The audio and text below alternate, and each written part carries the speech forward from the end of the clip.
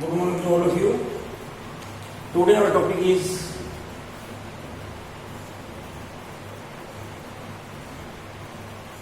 globalization and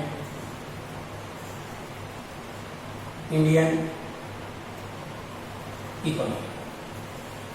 globalisation, भूमंडलीकरण और भारतीय अर्थव्यवस्था की इसका इंडियन इकोनॉमी पर क्या इफेक्ट पड़ता है. A simple word globalisation, it is connected all the countries with each other as a part of trades. ये व्यापार के मार्ग से एक दूसरे से इंटरकनेक्टेड करता है. और यहां पर अगर हम बात करते हैं globalisation, we use Chinese toys, we use multinational companies goods, final goods. It is the main effect of globalisation. What is globalization?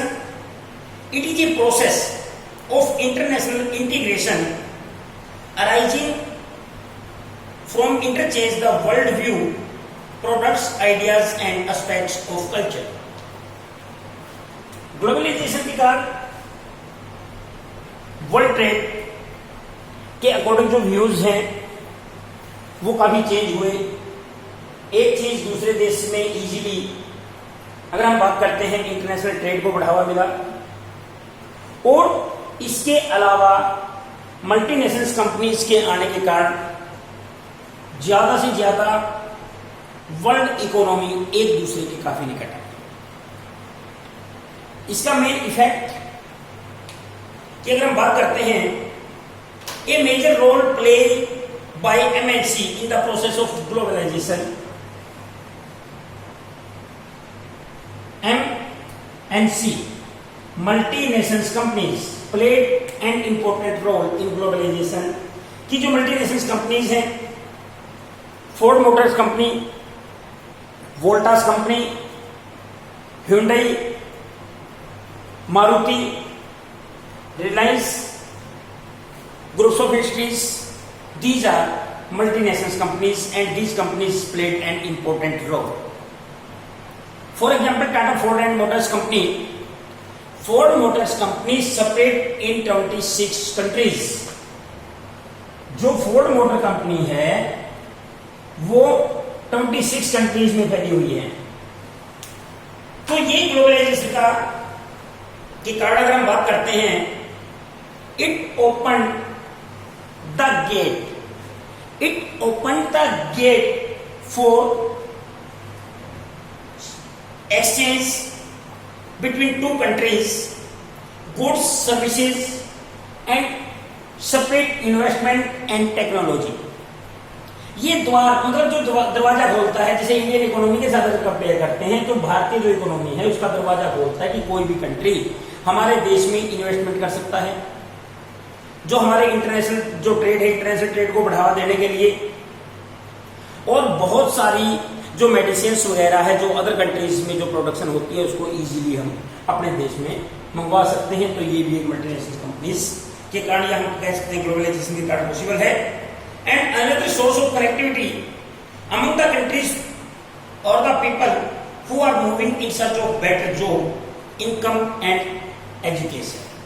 भी जो लोग काम की तलाश में एक स्थान से दूसरे स्थान तक जाते हैं, बेटर जॉब अपॉर्चुनिटीज की बात करते हैं, कि हम मल्टीनेशनल कंपनीज और ग्लोबलाइजेशन के कारण, भूमंडलीकरण के कारण अगर हम बात करते हैं कि दूसरे देशों से बहुत सारे लोग हमारे देश में ऑफिस खोल लिया, या हमारे जो एम्प्लॉइज हैं यहाँ का जो citizen of India working for British company, Japanese company, American company, कि यहाँ पर बैठा व्यक्ति दूसरे देशों के साथ इजीली काम कर सकता है. और ग्लोबलाइजेशन का जो मेन इफेक्ट जो स्टार्ट हुआ after 1991, it is the main reason of privatisation and urbanisation. कि शहरीकरण को बढ़ावा भी इसके बाद मिला, और निजीकरण को बढ़ावा भी 1991 के बाद मिला और ग्लोबलाइजेशन, वर्ल्ड मार्केट एक open market, many countries adopted the open door policy, कि बहुत सारे देशों ने ओपन डोर पॉलिसी अपनाई कि कैसे इजीली एक देश दूसरे देश में इजीली इन्वेस्ट कर सकता है, और ये हमारा ग्लोबलाइजेशन का एक मेन इफेक्ट था। और इसके अलावा production across the countries, colonies such as India export raw material and food stuff and imported finished goods, कि हम इजीली अपने देश से बहुत सारा सामान अदर कंट्रीज में हम इन्वेस्ट कर सकते हैं, अदर कंट्रीज में हम भेज सकते हैं, और वहां से जिस चीज की हमें जरूरत होती है वो सामान हम इजीली अपने देश में मंगवा सकते हैं।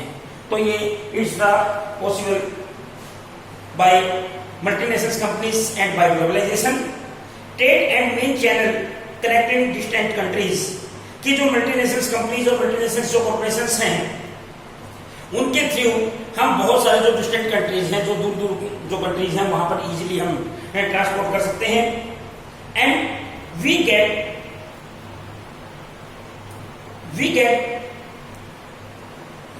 Factories production in reasonable rates and we provide cheap labour to multinational companies, कि हम दूसरे देशों से जो सामान है वो इजीली अपने देश में मंगवा सकते हैं। बहुत सारी ऐसी चीजें हैं जो हमारे लिए ज्यादा इंपॉर्टेंट है, वो हम इजीली ग्लोबलाइजेशन के कारण दूसरे देशों से मंगवा सकते हैं, and we provide the cheap labour for multinational company, और हम मल्टीनेशनल कंपनीज के लिए इजीली चीजें प्रोवाइड करवा सकते हैं।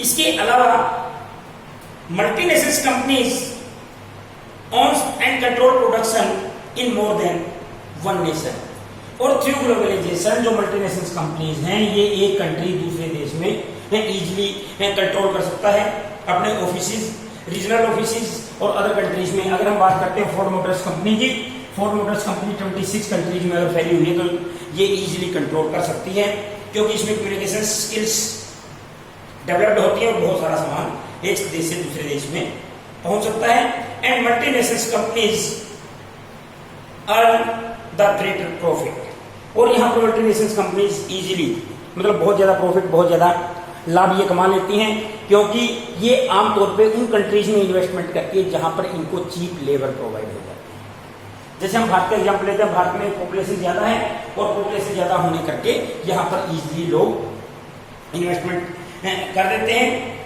and goods and services are also produced globally, and then production is organized in increasingly complex ways, कि हम इजीली अगर हमारे देश में वर्ल्ड मार्केट की हम बात करते हैं, वर्ल्ड मार्केट में इंडिया की सबसे ज्यादा डिमांड है, क्योंकि यहाँ पर सभी कंट्रीज को धीरे धीरे मतलब यहाँ पर बहुत सारी चीजें दूसरे कंट्रीज को मंगवानी होती हैं, वो यहाँ से हमारे देश से ये सारा सामान ले लेते हैं। तो आज के लिए इतना ही कि ग्लोबलाइजेशन एंड मल्टीनेशनल कंपनीज के बारे में हमने पढ़ा। कल को हम पढ़ेंगे कि इसका इकोनॉमी के ऊपर इम्पैक्ट क्या पड़ा, and international production across countries and foreign trade and integration of markets, and why we used Chinese toys in India and other medicines in India. Good day and have a nice day.